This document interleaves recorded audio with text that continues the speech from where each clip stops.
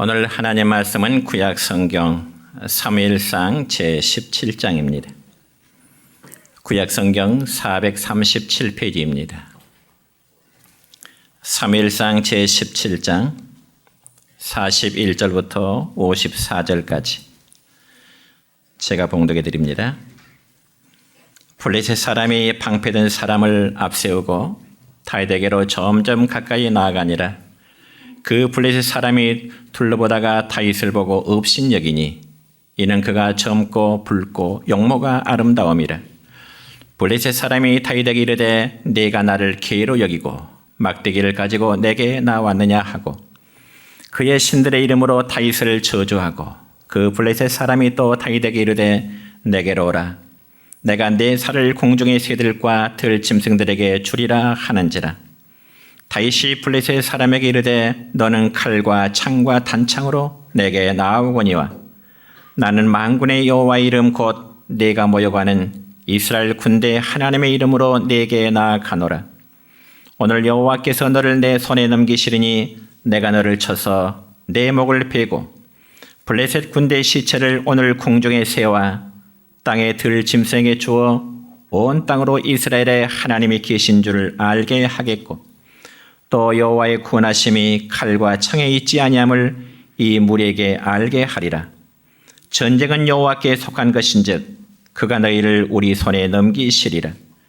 블레셋 사람이 일어나 다윗에게로 마주 가까이 올 때 다윗이 블레셋 사람을 향하여 빨리 달리며 손을 주머니에 넣어 돌을 가지고 물매로 던져 블레셋 사람의 이마를 치매 돌이 그의 이마에 박히니 땅에 엎드러지니라. 다윗이 같이 물매와 돌로 블레셋 사람을 이기고 그를 쳐 죽였으나 자기 손에는 칼이 없었더라. 다윗이 달려가서 블레셋 사람을 밟고 그의 칼을 그 칼집에서 빼내어 그 칼로 그를 죽이고 그의 머리를 베니 블레셋 사람들이 자기 용사의 죽음을 보고 도망하는지라. 이스라엘과 유다 사람들이 일어나서 소리 지르며 블레셋 사람들을 쫓아 가이와 에그론 성문까지 이르렀고 블레셋 사람들의 부상자들은 사라임 가는 길에서부터 가도와 에그론까지 엎드러졌더라.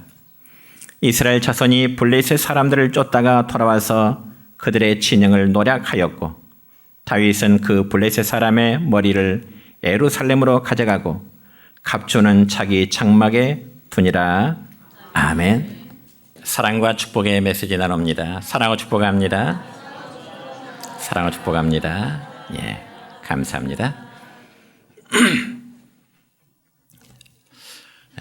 오늘은 구약 성경 사무엘상 17장 41절부터 54절에 있는 말씀을 중심해서 성도의 영적 무기라는 제목으로 말씀을 선포하고자 합니다.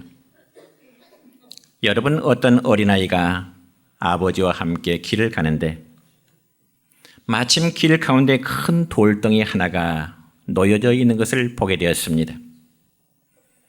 그자 그 어린아이는 생각하기를 사람들이 다니는데 길 가운데 돌이 놓여 있는 것 때문에 아마 불편하겠다.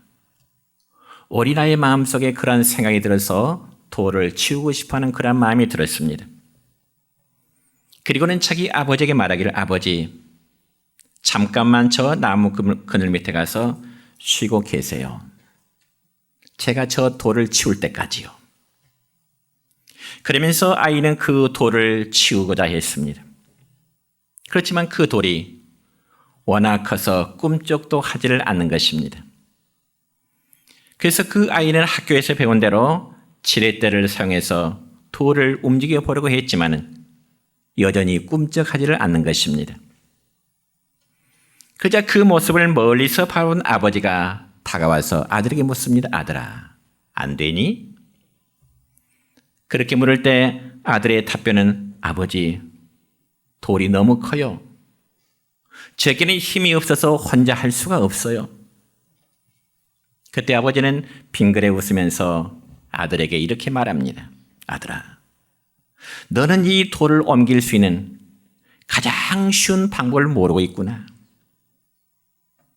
이처럼 아버지가 아들에게 말할 때 아들은 아버지에게 묻습니다. 아버지, 그 방법이 뭔데요?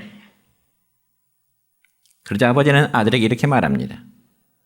이 아버지에게 도와달라고 하면 아빠에게 도와달라고 그 말 한마디면 되는데 그때서야 아들이 소리칩니다. 그렇군요, 아빠 도와주세요. 그리고 아버지의 도움으로 돌을 옮기고자 하는데 일이 쉽게 해결되었습니다. 그렇습니다, 여러분. 우리는 하나님을 아버지로 섬기는 그리고 예수님께 속한 그리스도인입니다. 그리고 전능하신 그 하나님이 저와 여러분의 아버지가 되십니다. 믿습니까? 그리고 우리에게는 예수님의 이름의 권세가 있고요. 주님의 십자가의 보혈의 은혜와 능력이 우리에게는 있습니다. 또한 우리를 도우시는 보혜사 성령님이 함께 하시기 때문에 믿는 우리에게는 기도하는 특권이 또한 주어지게 되는 것입니다. 그렇지만 우리 성도의 영적 싸움의 대상자는 우리의 힘과 지혜로는 도무지 감당할 수 없는 영의 세력, 즉 사탄임을 알아야 됩니다. 그래서 사탄은 우리보다 훨씬 지혜롭고 우리보다 훨씬 힘이 강하게 되는 것입니다. 그럼에도 불구하고 우리가 사탄보다 더 큰 영적인 무기를 가진다면 아마 그 어떤 사탄의 권세라도 능히 이겨낼 수 있을 줄 믿습니다. 그러면 과연 성도들이 친히 얻을 영적인 무기는 과연 무엇일까요? 첫째는 하나님을 신뢰하는 믿음입니다. 여러분 오늘 읽은 본문의 말씀의 배경을 보면은 이스라엘의 초대 왕인 즉 사울왕 시대에 블레셋이라는 군대가 이스라엘 지경 땅을 침략해 들어왔습니다. 그자 이스라엘의 사울왕의 군대는 엘라라는 골짜기에서 나가 블레셋 군대와 서로 대치하는 지 약 40일쯤 되어가는 중입니다. 그런데 이 블레셋이라는 군대에는 골리앗이라는 거대한 장수가 있는데요. 그는 매일 이스라엘 왕과 그리고 백성들과 그리고 이스라엘 군대를 모욕하고 도전함으로 인해서 이스라엘 군인들의 사기는 한마디로 땅에 떨어지는 그런 상황이었습니다. 그러니까 블레셋 군대는 이스라엘 군대에 대해서 마치 심리전을 펼쳐 이미 승리한 것이나 마찬가지인 그런 상황인 것입니다. 그런데 마침 다윗의 아버지 이새가 전쟁에 나간 아들들의 안부가 궁금했습니다.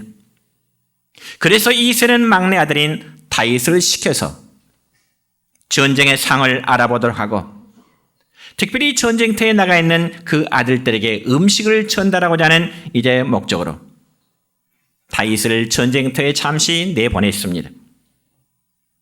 그러자 어린 다윗이 전쟁터에 막 도착했을 무렵 이 골리앗은 여전히 이스라엘의 백성들과 군대를 모욕하고 그리고 협박을 주고 있는 그런 상황이었습니다. 그러자 그 모습을 바라본 다윗은 마음에 치솟는 그 의분을 참을 수 없는 그러한 피 끓는 의분을 갖게 된 것입니다. 그래서 어린 다윗은 사울 앞에 나가서 자원해서 자신이 이스라엘의 대표로 전쟁에 나가겠다고 하는 그런 제안을 하게 됩니다. 그러면 과연 다윗이 블레셋에 누구와 함께 전쟁을 하고자 하는 의도일까요? 그런 당시 블레셋 군대의 총사령관이나 다름없는 골리앗이라는 사람이었습니다. 그러니까 어린 다윗은 골리앗과 한번 맞짱을 떠보자가는 그런 이제 모습입니다. 그렇지만 당시의 상황으로 보자면 다윗과 골리앗은 감히 상대가 되지 않는 그런 관계입니다. 왜냐하면 다윗은 어린 청소년이기 때문에 전쟁 한번 해보지 않은 사람이요. 그런 반면에 다윗은 여러 전투에서 잔뼈가 굵은 전장의 명장이요. 그리고 전략가이기 때문에 그렇습니다. 그럼에도 다윗과 골리앗의 대결의 결과는 어떠했을까요? 성경에 보니까 다윗이 물맷돌로 골리앗의 이마를 쳐서 그를 넘어뜨리고 그리고 칼로 그 목을 편 대승리를 거두게 된 내용입니다. 그런데 여러분 이처럼 사울왕의 군인들 중 허다한 역전의 용사들도 블레셋의 군대 앞에서는 다 겁에 질려서 떨고 있는 그런 상황이었습니다. 그럼에도 불구하고 어린 소년 다윗이 골리앗을 넘어뜨릴 수 있었던 그 비결은 오로지 하나님을 신뢰하는 그 믿음 때문이었음을 여러분 믿으시기를 바랍니다. 그래서 오늘 사무엘상 17장 45절의 말씀 보면 이런 말씀이 기록됩니다. 시작. 다윗이 블레셋 사람에게 이르되 너는 칼과 창과 단창으로 내게 나오거니와 나는 만군의 여호와의 이름 곧 네가 모여가는 이스라엘 군대의 하나님의 이름으로 내게 나아가노라. 아멘. 여러분, 이 얼마나 위대한 믿음의 표현입니까? 이 말은 곧 다윗이 하나님을 신뢰하는 그대로의 마음을 고백하는 것입니다. 이런 다윗의 모습 속에서 우리가 분명히 깨달아야 될 하나의 진리가 있습니다. 그게 무엇인가 하니 믿음이 없는 사람은 하나님을 보지 않고 사람을 보고 그리고 환경을 바라보게 됩니다. 그리고 눈으로 보는 것만을 믿고 귀로 듣는 것만을 믿고 손으로 만지는 환경만을 믿고자 하는 것이죠. 어떤 사람이요? 믿음이 없는 사람이. 그래서 그런 사람은 여건이 좋을 때는 정말 자신감이 넘치고요. 담대함이 있고요. 믿음이 참 좋은 것처럼 보여지게 됩니다. 그러나 환경이 어려워지면 달라집니다. 쉽게 낙심하고요. 그리고 좌절하게 됩니다. 그렇지만 사랑하는 성도 여러분이요, 믿음의 사람은 절대로 사람이나 환경을 보고 타다질 않습니다. 오히려 믿음의 사람은 죽은 자를 살리시며 없는 것을 있게 하신 전능하신 하나님을 바라보게 되는 것입니다. 그러면서 하나님의 말씀을 순종하며 사는 것이 하나님을 참으로 신뢰하는 참된 믿음의 소유자가 되는 것입니다. 여러분, 우리는 신약성경 에베소 6장에 보면은 마귀를 대적하기 위하여 이기기 위해서 하나님의 전신갑주를 입으라. 모든 것 위에 믿음의 방패를 가지라. 그런 말씀이 있습니다. 여러분, 믿음의 방패란 우리의 믿음이 사탄의 유혹으로부터 지킬 수 있는 방패가 된다는 뜻입니다. 다시 말씀드려서 사탄이 영적인 불화살로 믿는 자들 공격에 올 때 이것을 방어한 무기가 바로 믿음의 무기가 된다는 것입니다. 그래서 우리에게 믿음이 있다면 사탄이 아무리 결정적인 불화살을 쏘아대도 그것을 능히 막아낼 수 있는 방패가 될 줄로 믿습니다. 그러므로 이런 믿음을 가진 성도에게 나타나는 몇 가지의 모습이 있는데요. 첫째는 어떤 상황에도 낙심하지 않습니다. 여러분, 어린 다윗은 블레셋 군대의 침략으로 인해서 이스라엘 군대 모든 백성들이 정말 의기소침해 있을 때 사울왕 앞에 나가서 어린 소년 다윗이 전쟁 한번 해보자는 그 다윗이 왕 앞에 나가서 이런 제안하게 됩니다. 오늘 본문 32절의 말씀입니다. 시작. 다윗이 사울에게 말하되 그로 말미암아 사람이 낙담하지 말 것이라. 주의 종이 가서 저 블레셋 사람과 싸우리이다. 아멘. 성도 여러분, 낙심은 불신앙에서 오기 마련입니다. 그래서 사탄 마귀는 어떻게 해서라도 성도의 마음속에 의심 그리고 낙심 이런 마음을 성도의 마음속에 풀어넣어서 믿음의 상 안에서 넣어지도록 그리고 교회라는 공동체에서 떨어지도록 그렇게 유혹을 하고 있는 것입니다. 아마 신앙생활을 오래 하신 분이랄지라도 한 번쯤은 이런 마음을 종종 가져보셨을 것입니다. 자신의 힘든 현 상황을 바라보면서 그래도 내가 믿음의 생활을 계속해야 할 것인가? 내 삶이, 내 환경이 이렇게 힘드는데 계속해서 내가 하나님을 섬길 것인지 아니면 그만둬버려야 할 것인지 한 번쯤은 갈등을 가져보는 경우들이 아마 계실 것입니다. 그래서 사탄 마귀는 이러한 점을 노려서 성도들이 교회 공동체에서 떠나도록 유혹하고 있는 것입니다. 그러니 믿음의 낙심과 의심은 불신앙의 결과인 것입니다. 여러분, 실제로 구약 성경 민수기 13장의 말씀을 보면 이런 내용의 말씀이 있습니다.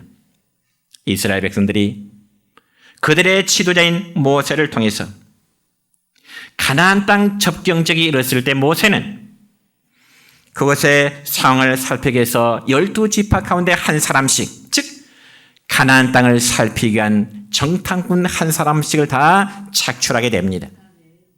그래서 가나안 땅으로 들여보냅니다. 원래는 말하자면 간첩의 행위죠. 그러자 12명의 정탐꾼은 가나안 땅에 들어가서 40일 동안 이곳저곳을 샅샅이 살핀 후에 돌아와서 이제 모세에게 상황 보고를 하게 됩니다. 그런데 가나안 땅을 정탐한 12명 가운데 10명의 보고는 아주 절망적인 보고였습니다. 왜냐하면 그들이 본 가나안 땅의 원주민들은요, 키도 크고 아주 장대해서 그들에 비하면 우리는 정말 메뚜기와 같이 불과한 보잘것없는 존재입니다.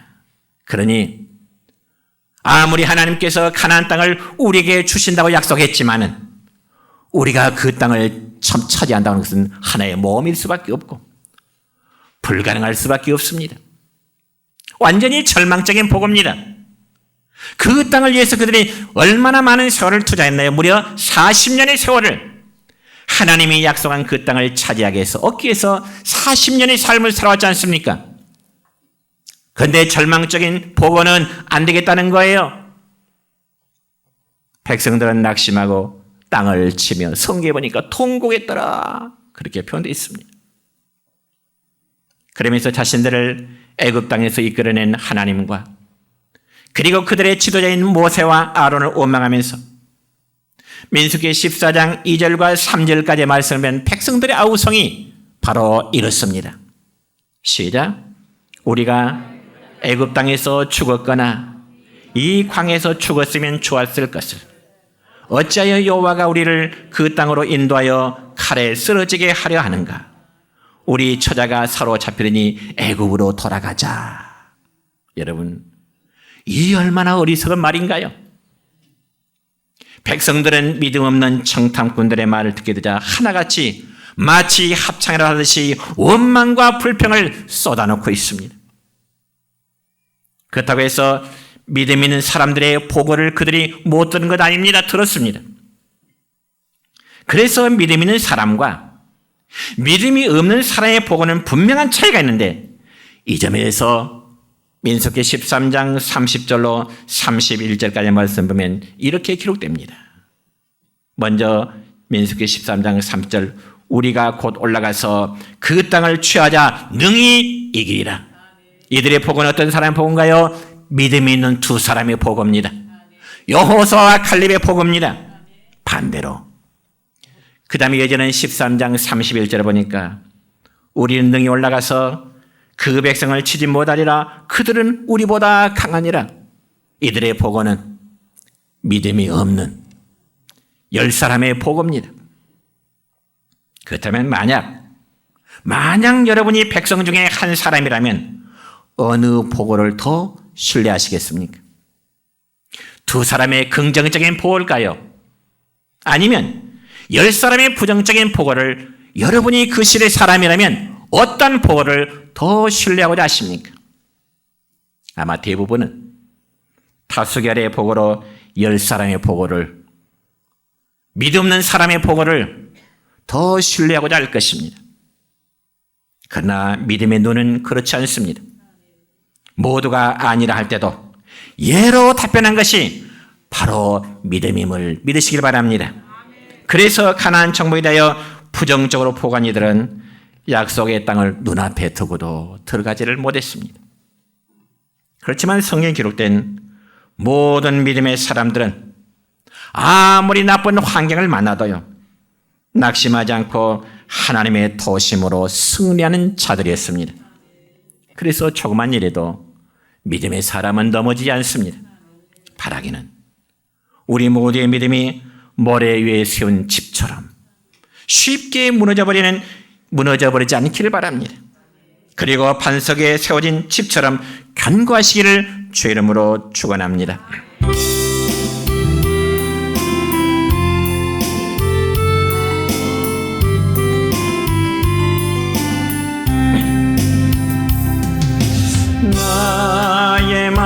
속에 온전히 주님만 모셔놓고 나의 정성을 다하여 주를 섬기리. 기쁘나 슬프나 오직 한맘 주 위에 한평생 주만 모시고 찬송하며 살리라. 주는 나의 큰 능력, 주는 나의 큰 소망, 내가 항상 영원히 주님만을 섬기리. 항상 나 함께 계셔서 떠나지 마옵소서. 주를 섬기는 내 정성 받으옵소서.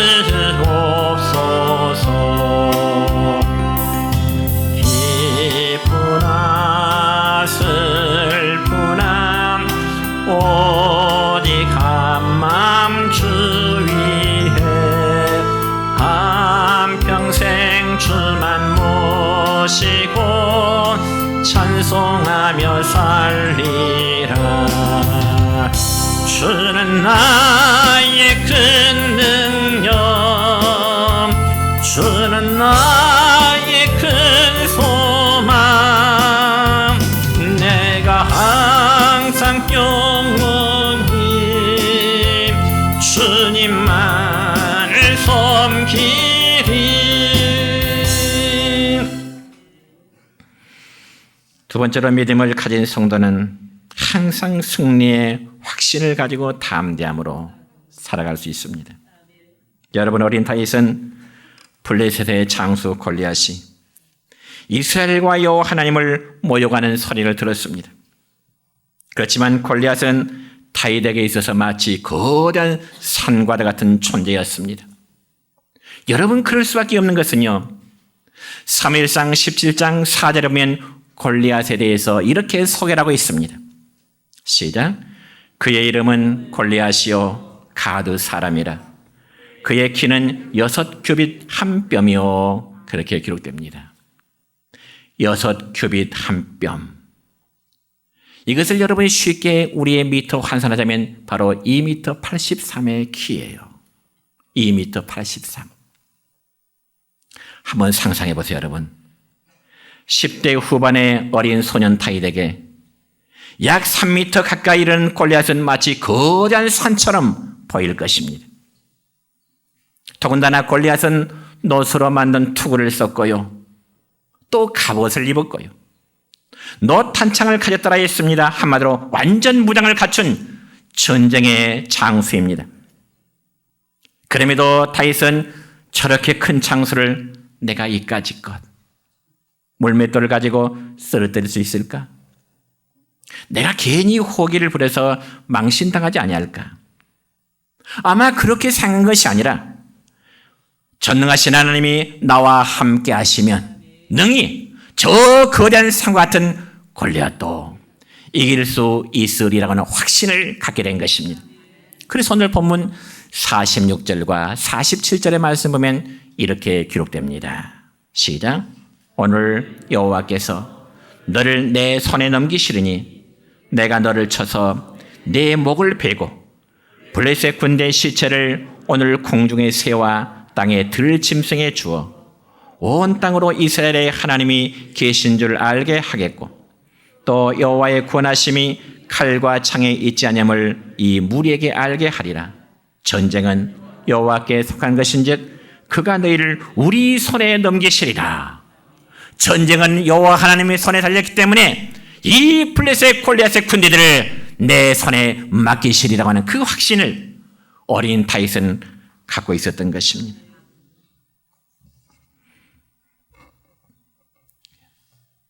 여러분, 이 얼마나 멋있는 믿음의 확신입니까? 이러한 믿음의 확신이 오늘 우리 모두에게도 있기를 축원합니다. 세 번째로 믿음을 가진 성도는 평소에 충분히 준비되는 믿음을 가지게 됩니다. 여러분, 충분한 믿음은 단번에 어느 순간에 갑자기 이루어지는 건 아닙니다. 그리고 큰 소리로 내가 믿습니다 외치기만 하면 내 믿음이 해결되는 건 역시 아닙니다. 믿음이 여러분, 처음에 교회에 발을 디뎌서 초신자 시절부터 어느덧 성숙한 믿음의 단계에 이르기까지는요, 충분한 기도의 연단과 주님과 통하는 경험과 갖가지 은혜의 체험들이 뒷받침되어야 되는 겁니다. 그래서 다윗이 골리앗 앞에서도 담대할 수 있었던 것은 과거 자신의 신앙 경험에서 나온 것입니다. 여러분, 오늘 본문 말씀으로 읽지는 않았지만은 사무엘상 17장 36절과 37절에 보면은 다윗은 자신의 과거 신앙 경험을 이렇게 소개하고 있습니다. 시작. 주의 종이 사자와 곰도 쳤은즉 살아계시는 하나님의 군대를 모여간 이 할례받지 않은 블레셋 사람이리까 그가 그 짐승의 하나와 같이 되리이다. 또 다윗이 이르되 여호와께서 나를 사자의 발톱과 곰의 발톱에서 건져내셨은즉 나를 이 블레셋 사람의 손에서도 건져내시리이다. 사울이 다윗에게 이르되 가라, 여호와께서 너와 함께 계시기를 원하노라. 아멘. 그러니까 어린 다윗이 거대한 골리앗 장수 앞에서도 정말 담대할 수 있었던 것은 하나님의 도우심으로 인한 자신의 과거의 신앙 경험이라는 확신이 있었기 때문인 것입니다.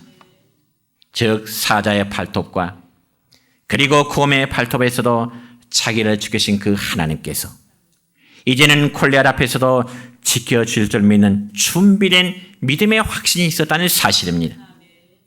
그래서 다윗은 골리앗 앞에 나갈 때 물맷돌 하나만을 준비하는 게 아니고 5개를 준비했습니다.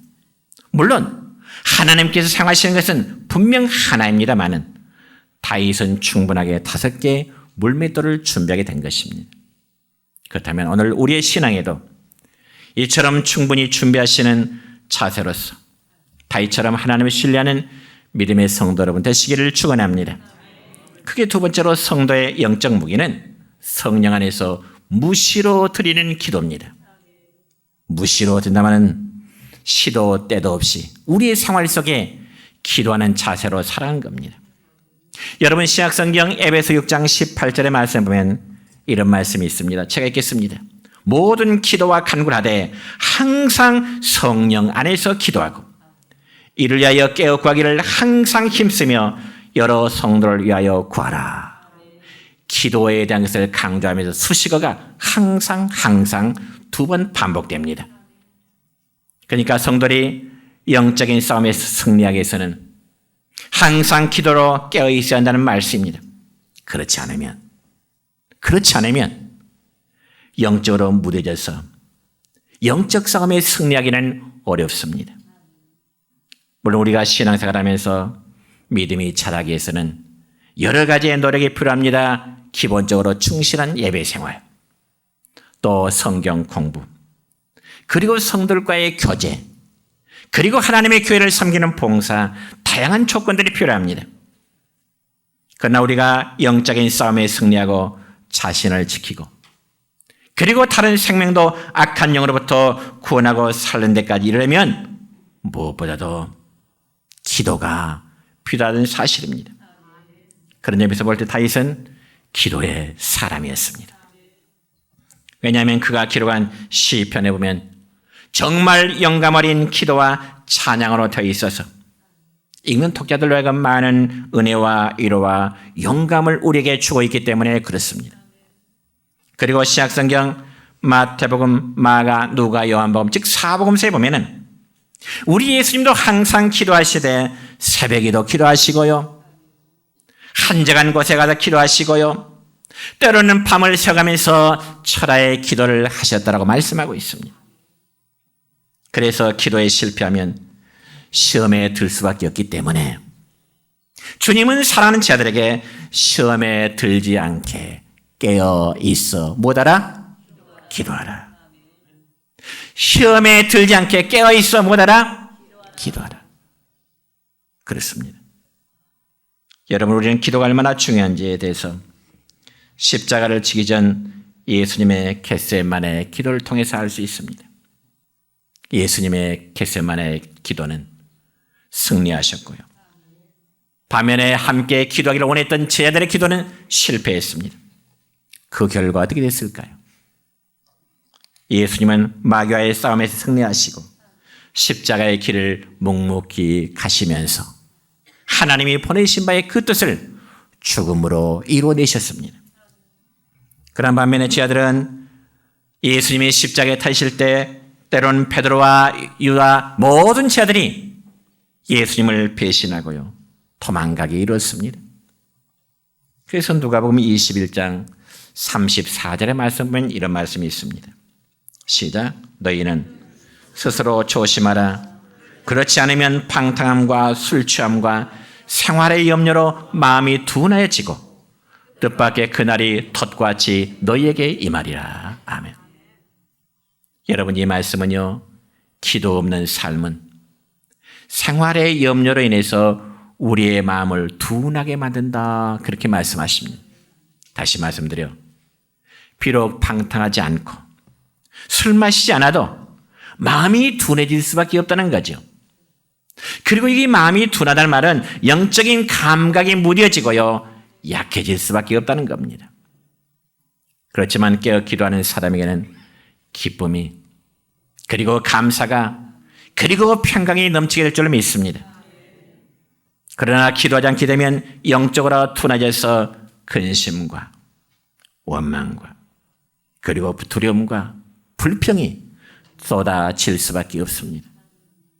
그리고 그 안에 계속 머물러 지배를 당하게 됩니다. 그렇지만 성도가 성령 안에서 정말 무시로 기도하게 될 때면 성도의 강력한 무기가 돼서 사탄의 권세를 이기고 승리한 자가 될 수 있을 것입니다. 바라기는 우리 모두 무시로 성령 안에서 기도함으로 승리하는 여러분 되시기를 축원합니다. 세 번째로 성도의 영적 무기는 바로 하나님의 말씀, 하나님의 말씀의 금입니다. 여러분, 시약성 에베소 6장 14절부터 15절까지의 말씀입니다. 시작. 그런즉 서서 진리로 너희 허리띠를 띠고 의의 호심경을 붙이고 평안의 복음이 준비한 것으로 신을 신고. 아멘. 그런즉 서서.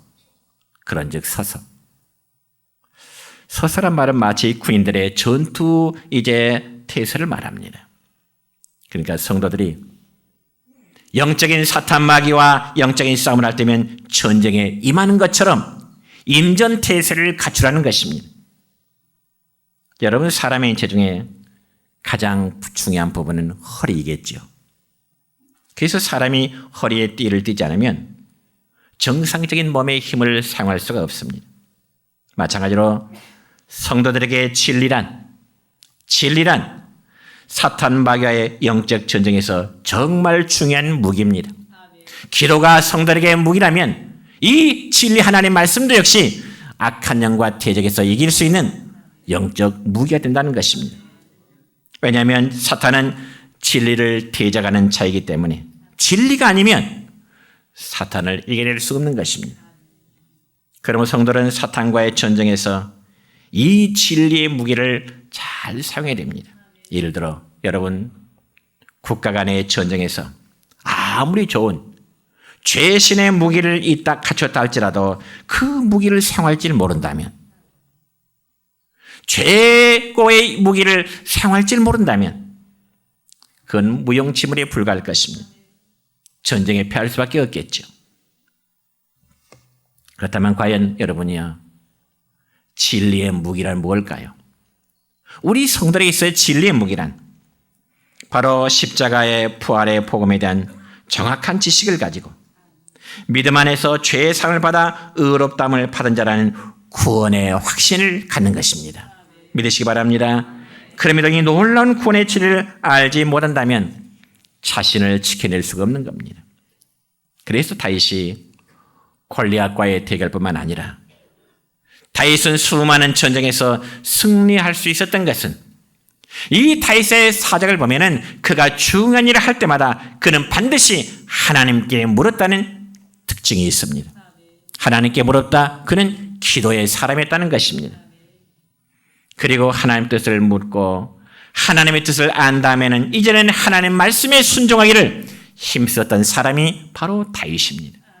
그러므로 신약성경 에베소 6장 17절 말씀엔 이런 말씀이 있습니다. 제가 읽습니다. 구원의 투구와 성령의 검 곧 하나님의 말씀을 가지라. 아멘. 그러니까 진리의 말씀은 사탄을 공격하는 성령의 검으로 성도의 무기가 되는 것입니다. 그래서 예수님도 광야에서 40일 동안 금식 기도를 하시다가 마귀에게 시험을 받으실 때는 어때요? 예수님은 신명기에 있는 말씀으로 하나님의 말씀으로 마귀의 시험을 이겨내셨습니다.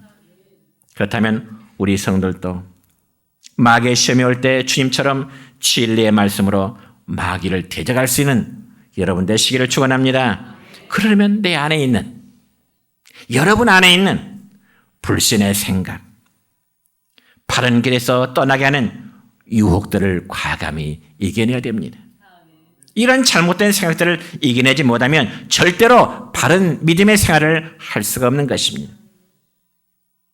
여러분 어느 누구에게나 믿음이 세워지게 한 시간은 많은 세월이 필요합니다. 조금 전에 말씀드렸듯이 어떤 분이 맨 처음에 교회 출석해서 믿음이 성숙해가는 과정은 많은 세월이 필요해요. 그러나 그러한 믿음이 무너지는 순간은 아주 순간적입니다. 하나 예를 들어 볼까요? 특별히 운동하는 선수들 보세요. 스포츠 선수들. 그들은 이제 올림픽에 출전하기 위해서 혹은 국가대표로 이제 인정받기 위해서 수많은 세월과 많은 노력이 필요합니다. 그리고는 실제 경기에 임해서는 어떻습니까? 잠깐 방심하는 순간에 단 몇 초 만에 패배를 앓는 아픔을 겪는 경우가 많습니다. 4년 동안 국가대표로서 4년 동안 준비했다가 단 몇 초 만에 방심하는 그 순간에 패배로 끝나버려요. 그와 마찬가지로 여러분 우리의 믿음도 그렇습니다. 수년 동안 믿음의 생활하다가 어느 순간 영적인 방심으로 인해 무너지면 그 믿음이 다시금 회복되기까지는 더 많은 시간이 필요할 수밖에 없는 겁니다. 그래서 성경 말씀에 보면 성도가 말씀으로 무장할 것을 너무너무 강조합니다. 그러므로 진리의 말씀으로 무장되어 있다면 비록 어느 순간 우리가 유혹을 받아서 넘어졌다 할지라도 말씀으로 무장된 성도라면 잠시 넘어질 수 있어요. 그러나 다시금 일어설 수 있습니다. 왜냐하면 하나님의 말씀에는 능력이 있어서 사람을 변화시키고 새로이 만드는 힘이 있기 때문에 그렇습니다. 그러므로 베드로 사도가 성령이 충만하여 말씀을 증거할 때 말씀을 듣는 무리들이 죄를 깨닫고 가슴을 치고 회개하는 역사가 있었음을 믿으시기 바랍니다. 자, 오늘 말씀 맺습니다. 우리 성도들에게 있는 영적인 무기는 무엇보다도 하나님을 향한 참된 믿음, 그리고 성령 안에서 무시로 되려는 기도의 삶입니다. 그리고 세 번째는 하나님의 말씀입니다. 바로 우리 모두가 하나님의 전적인 인도하심에 복종하고 그분을 전하는 그리스도의 복음의 증인들로 살아가시기를 주님의 이름으로 축원합니다.